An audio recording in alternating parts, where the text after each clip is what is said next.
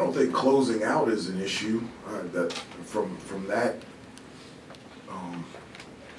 particular area, I don't think it's a red flag at all. I don't think there's a red flag in terms of our team. I think there's some yellow flags. I think there's some yellow flags in terms of our toughness. I think there's yellow flags in terms of our sustained effort. I think there's some yellow flags in terms of our commitment to defense.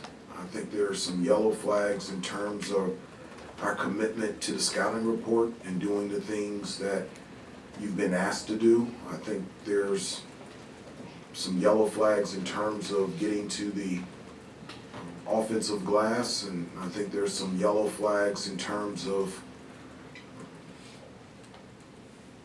sharing the basketball in terms of good to great.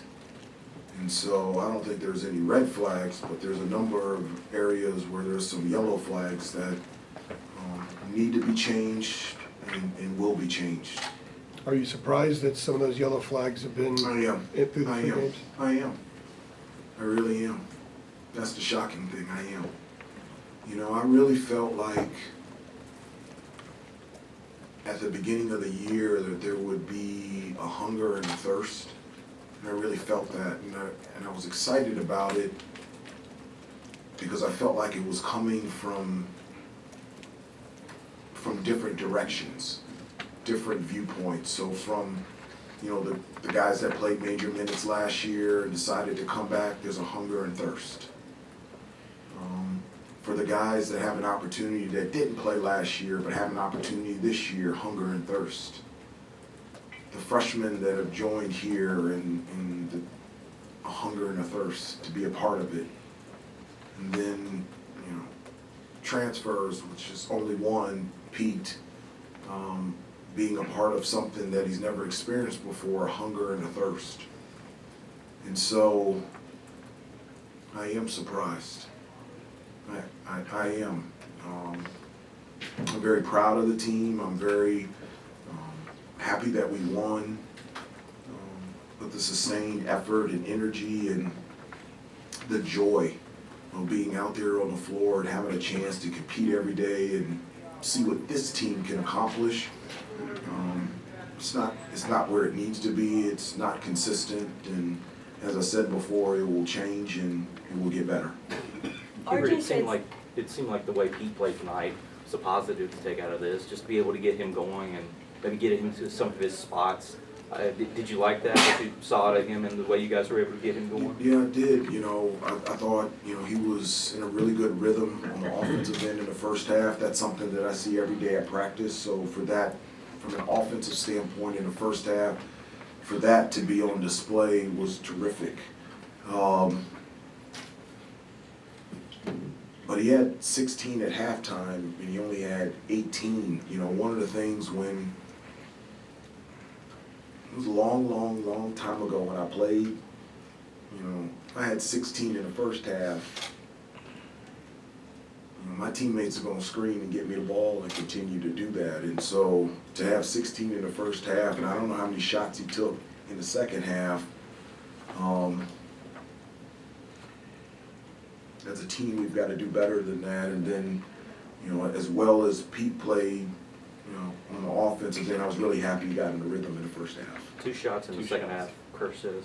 Yeah, I would. And as I said, that was a long time ago. But if I had 16 in the first half and only had 2 in the second half, there would be some discussions with my teammates. RJ said something similar to what you did about Joy, saying his hope for the next game is that he wants everyone to play in a way that is joyful. How do you inspire joy for your team so that they get that hunger and thirst back moving forward? That's a great question. One of the things that I talked to him about before the game is I saw an Instagram post this morning, and it was a post of the UNC JV team. And after one of their games, they were all jumping around in the locker room. And so one of the things that I shared with them was that it brought back my memories of being head coach for the JV team. So 9 years as an assistant with Coach Williams, 7 of the years I was the JV coach. And I told the team that that was really the birth of me having a passion to be a head coach. And the reason being is being around the JV team, there was no noise. Nobody on the JV team was thinking about entering the draft. Nobody on the JV team was thinking about their NIL deals. I didn't have one meeting, one call, one text, one tweet from a parent talking about roll, shots, minutes. It wasn't anything. All the JV guys, the only thing that was on their mind was they couldn't believe that they were a part of this program, that they could put on that uniform and every day that they could practice and play on the place where the varsity was. It was just pure. And so I told the team, what's the difference between the JV and you guys? The only difference is naturally you've been gifted more than them. But other than that, what is the change? And so, you know, that RJ is right. Whatever weight, whatever noise, whatever is holding them back from having that joy, having that passion, having that freedom to enjoy being a part of this program and playing on this team and trying to become the best that we can become, I think that's the number one thing that has to improve and has to change. Speaking of RJ, he said that Coach Lebo has nudged him in the last few games. You don't take enough charges, he says. And then he took the key charge at the end of the ball game and obviously had the double-double with rebounds. How would you describe just how important RJ is to you guys? RJ is the heart of this team. Plain and simple, period, the end. When he goes well, we go well. And he's the perfect example of a Carolina basketball player that does it at a high level, not only on the court, but in the community and in the classroom. And for him, it's the second double-double that he's had. The first one was in the national championship game. I told him this was the first one with a win. And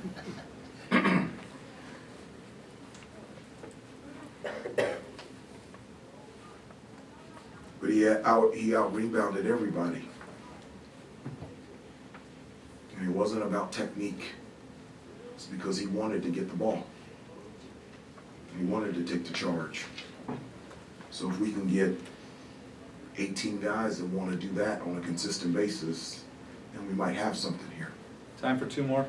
Noah? I remember I asked you last year about, energy, effort, and toughness and what it would take for you to, having to stop mentioning that to the team. And now you're talking about hunger and thirst. What is it going to take for you to stop mentioning that to the team so that they, continually have hunger and thirst? Because y'all have got some, tough games coming up. Well, all of our games are tough.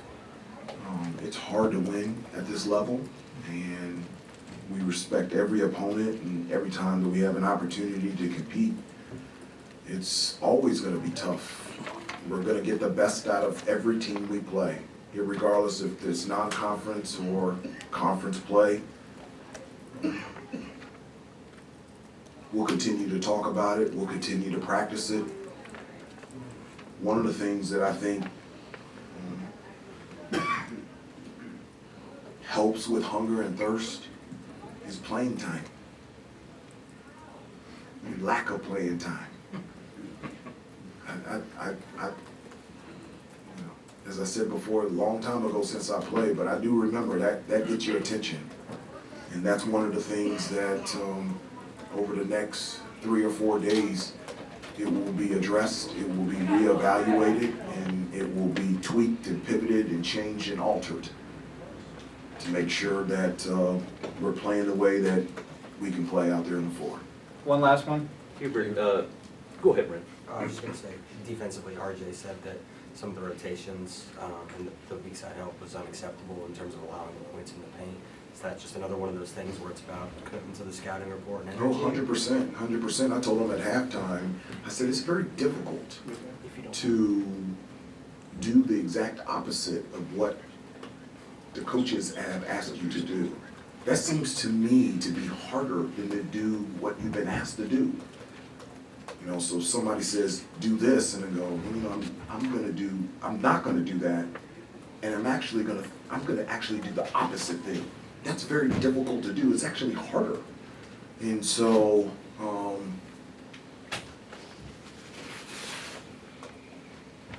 that was very confusing to me in the first half, and At times in the second half, very confusing as well.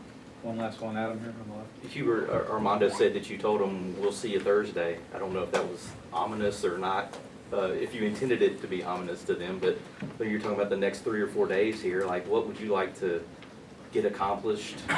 Or what would you like to take tomorrow to work it up mentally and then give it to them on Thursday? I don't have to work it up mentally, I'm there. There's no lack of energy, effort, and toughness in anything that I do, so I don't need to rev it up. I'm always there. I can practice tonight. I can go tonight. And we have to give them a day off tomorrow. So I'm obligated Right. by rules to do that. But I'm ready to go tonight.